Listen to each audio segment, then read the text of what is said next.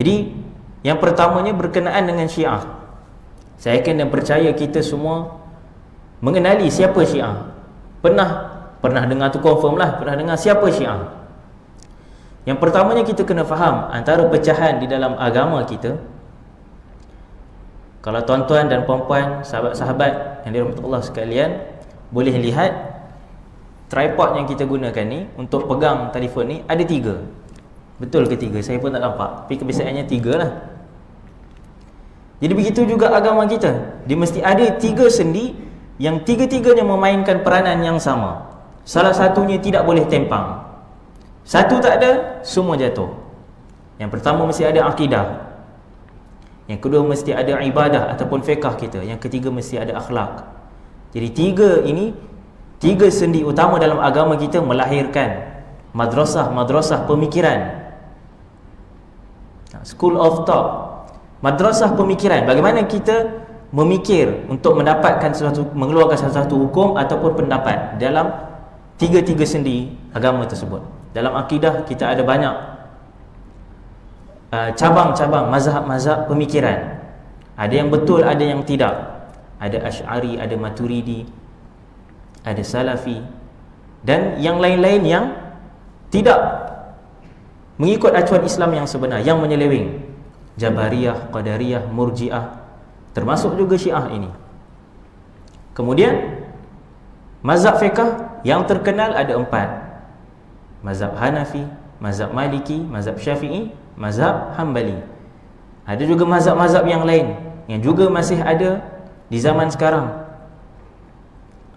Mazhab Ibadi di Oman, negara Oman, yang juga mazhab negara, yang dulunya merupakan salah satu daripada mazhab Khawarij. Tapi hari ini para alim ulama kita mengatakan bahawasanya Ibadi yang ada pada hari ini di Oman lebih dekat dengan ahli sunnah wal jamaah daripada yang sebelumnya. Ala kulli hal, yang ketiga, akhlak. Begitu banyak tarikat-tarikat yang berkaitan tasawuf, mazhab-mazhab pemikiran dalam bagaimana kita nak mencapai sesuatu perkara ataupun pendapat berkenaan dengan akhlak dan juga jati diri sebagai seorang muslim di dalam agama Islam. Antaranya mengikut jalan Al-Imam Al-Ghazali rahimahullahu ta'ala. Jadi tuan-tuan dan puan-puan, Syiah ni pada asalnya merupakan mazhab politik yang merupakan pengikut tegar Sayyidina Ali bin Abi Talib karramallahu wajhah. Yang mana Syiah ini ada beberapa tingkatan lah. Ada yang tasyayyu', yang dia hanya menyebelahi pasukan Sayyidina Ali bin Abi Talib karramallahu wajhah. Tapi dalam masa yang sama dia tidak melebihkan Sayyidina Ali itu berbanding sahabat-sahabat yang lain. Tingkatan yang kedua adalah Al-Mufaddilah, Syiah yang dia lebih utamakan Sayyidina Ali bin Abi Talib. Dia lebih mulia daripada yang lain, tapi dalam masa yang sama dia iktiraf bahawasanya Sayyidina Abu Bakar merupakan khalifah bagi umat Islam, salah satu daripada Khulafa Ar-Rashidin selepas kewafatan baginda Nabi Muhammad sallallahu alaihi wasallam.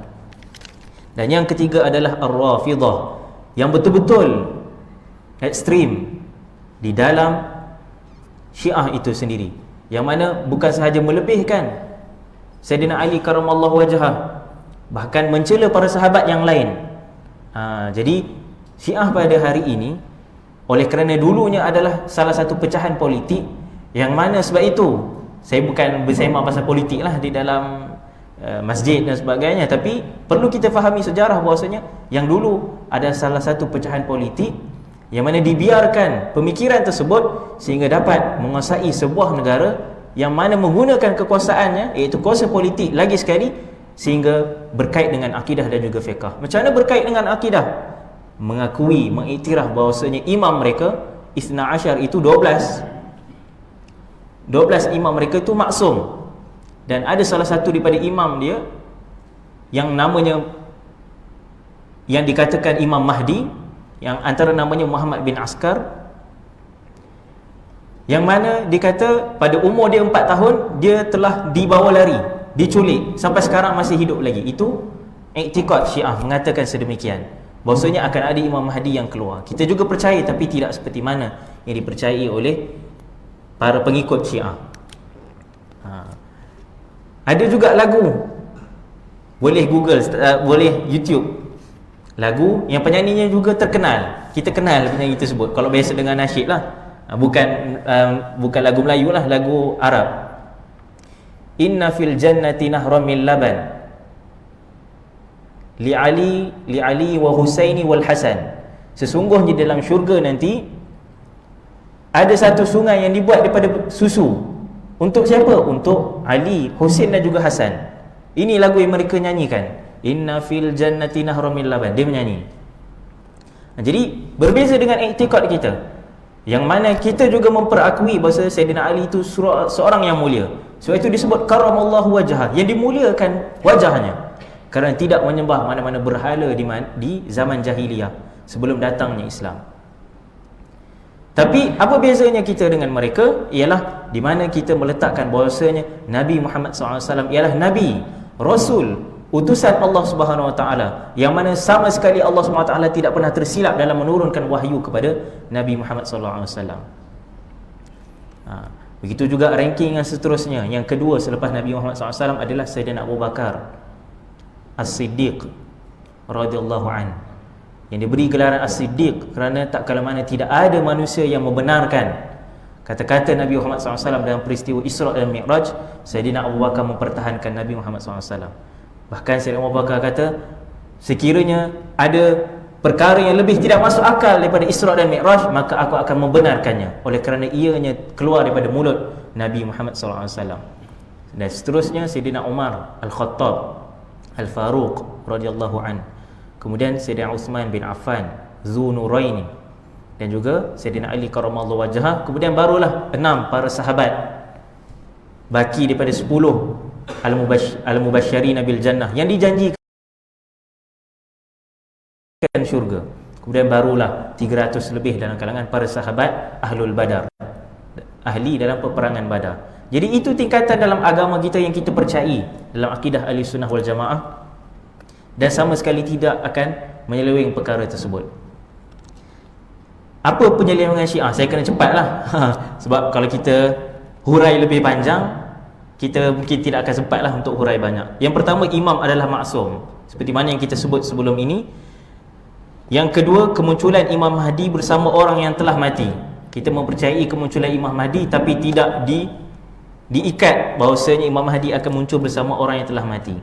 Berpura-pura, ini antara agenda utama kita kata pegangan Syiah ini, iaitu berpura-pura ataupun tidak berkata benar, menzahirkan perkara yang tidak sebenarnya, yang tidak betul, menipulah, senang cerita.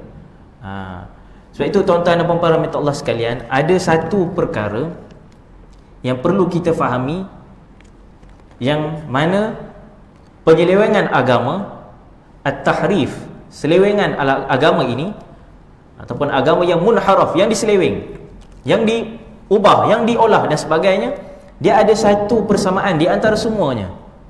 Ajaran siapa?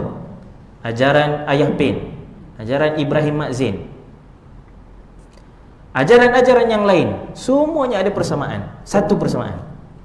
Qadariyah ke Jabariyah ke Murji'ah ke Syiah ke apa jua, dia ada satu persamaan, iaitu apa sebab mereka seleweng daripada yang perkara yang sebenar. Sebabnya ialah untuk memenuhi kepentingan nafsu mereka sendiri. So, ada nafsu syahwat, nafsu harta, nafsu dunia, nafsu pangkat, nafsu kedudukan dan sebagainya. Semuanya sebab kepentingan diri mereka. Syiah sebab apa dia membenarkan pernikahan mut'ah? Sebab apa? Sebab nak memenuhi nafsu diri mereka. Sebab apa membenarkan penipuan, taqiyah? Sebab nak memenuhi kepentingan diri mereka. Kalau tak tipu, tak boleh dapat perkara tersebut, kena tipu. Qadariyah, Jabariyah ni ialah orang yang mempercayai bahawasanya tidak perlu usaha di atas muka bumi ini, sebab kita punya takdir ini, kita punya qada dan qadar kita telah tertulis, dan kita tak ada pilihan, tak ada ikhtiar, pilihan untuk pilih dalam agama kita. Jabariyah. penganut Jabariyah. Maksudnya dia ni mujbar, yang dia dipaksa untuk pilih jalan tersebut. Kalaulah dia dah ditulis oleh Allah Subhanahu Wa Taala sebagai ahli syurga, maka hidupnya dia buat jahat macam mana sekalipun, akhirnya tetap masuk syurga. Kalaulah dia ni ditakdirkan masuk neraka, buatlah baik macam mana sekalipun, akhirnya masuk neraka juga. Qadariyah pula mempercayai sebaliknya, bahwasanya Allah Subhanahu Wa Taala tidak ketahui sesuatu perkara itu berlaku kecuali selepas perkara itu telah berlaku. Maksudnya Allah Subhanahu Wa Taala ni tak ada ilm, alimun khabir, tak ada. Maksudnya Allah SWT tak tahu apa yang akan berlaku, sebab kita yang fully utilize, kita yang boleh kontrol 100% takdir kita. Tu Qadariyah. Maknanya apa? Ikutlah macam mana sekalipun, kita yang boleh pilih. Kita boleh pilih kita nak masuk syurga ke nak masuk neraka. Jadi macam Jabariyah ni, sebab apa dia mengutamakan kepentingan diri dia? Sebab dia kata, buat apa aku nak buat amalan di dunia ni sekiranya aku dah ditulis sebagai ahli neraka, kan? Jadi ala-ala aku dah ditulis sebagai ahli neraka, lebih baik aku buat jahat di atas muka bumi. Dunia pun dapat kelazatan, akhirat nanti tak sia-sia. Sebab dunia dah lazat, akhirat kena seksa, tak apalah, sini dah dapat perkara yang baik. Kalau orang yang dijanjikan masuk syurga pula, dia kata, oh, dekat syurga aku dah dijamin masuk syurga, jadi lebih baik kat dunia aku tak buat perkara kebaikan, baik aku buat perkara yang jahat, perkara maksiat. Sebab di dunia pun lazat, di akhirat pun lazat. Jadi perkara tersebut sebenarnya bukan sebab agama, tapi sebab nak memenuhi kepentingan diri dia. Nak memenuhi kepentingan diri dia.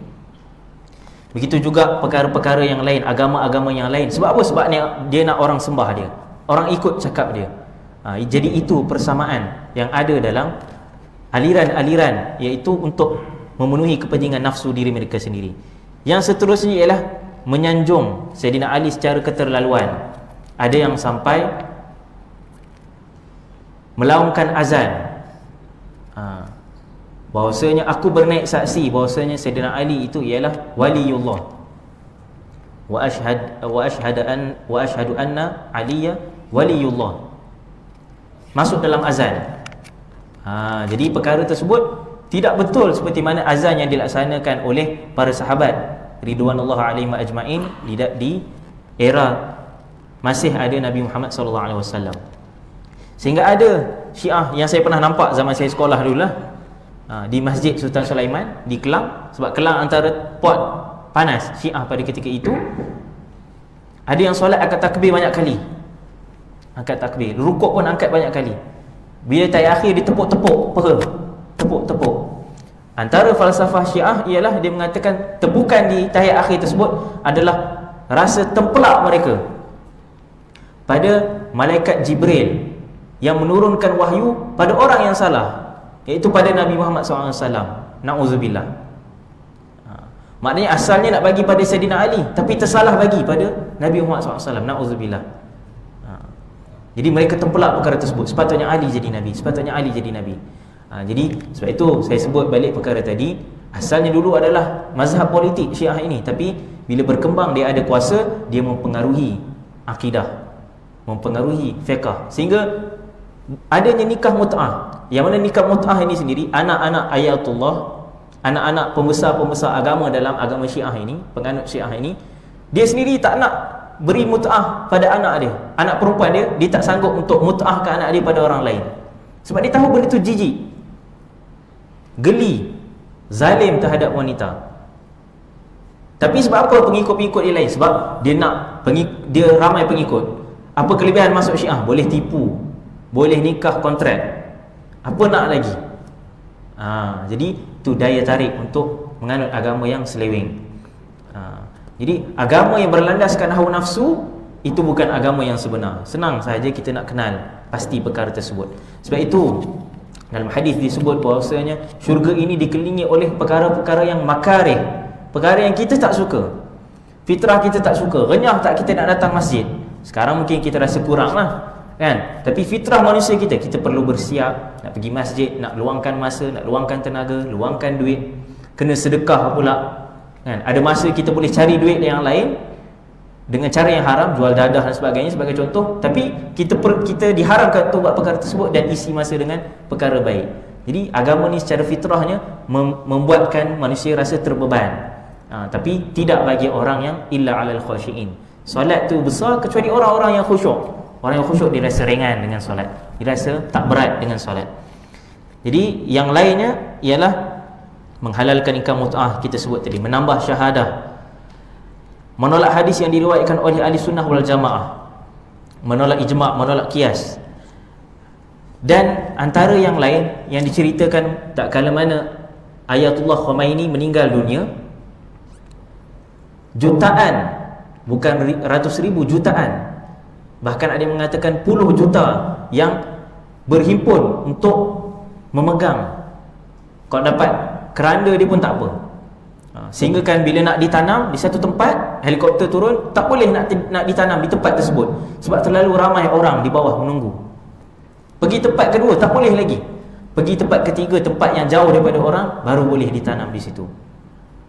Jadi itu bahayanya taksub, yang mana dalam agama kita tidak diajar untuk taksub pada manusia, sebab dia rasa imam itu maksum. Setiap apa yang imam buat adalah petunjuk daripada Allah Subhanahu Wa Taala. Jadi benda itu tidak ada dalam akidah Ahlussunnah wal Jamaah. Yang lainnya ialah menyeksa tubuh badan pada 10 Muharram, melukakan badan. Dan yang terakhir ialah menghina isteri-isteri Nabi. Dan perkara ini yang paling menyedihkan kita, tak kala mana mereka menghina ummahatul mukminin, isteri-isteri Nabi Muhammad SAW yang mulia.